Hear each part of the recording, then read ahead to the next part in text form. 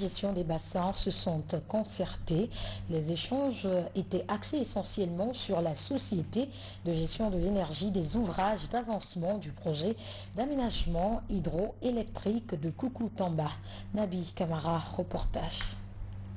Pour les autorités de l'Organisation pour la mise en valeur du fleuve Sénégal, les populations de ces pays membres doivent être informées régulièrement des nombreux enjeux de l'organisation. Des informations notamment liées à la préservation des écosystèmes du fleuve qui sont importants et vitaux pour la gestion de cette ressource en vue du développement de notre pays.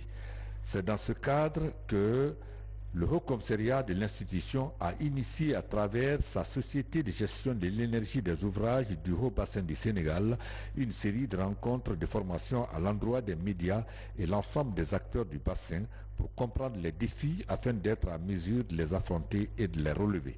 L'important aménagement hydroélectrique qui va être construit en Guinée ici sous peu, qui pour nous est l'infrastructure de production électrique la plus importante de notre système, je veux parler du barrage hydroélectrique de Koukou-Tamba, dont le projet lui-même, comme vous le savez, a été conçu comme un projet de développement de l'ensemble de la région où cette infrastructure va être implantée. Du point de vue du soutien des populations, l'Organisation pour la mise en valeur du fleuve Sénégal est en train d'exécuter dans le cadre de la gestion intégrée des ressources en eau certains projets, notamment le maraîchage, l'adduction d'eau potable, l'aquaculture et autres, l'agroforesterie.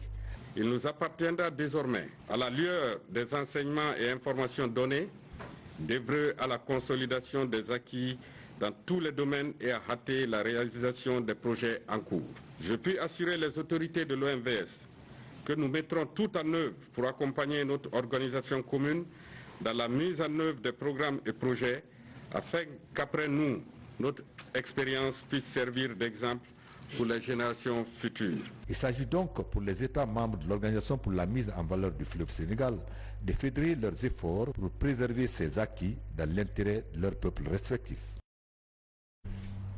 Nous poursuivons.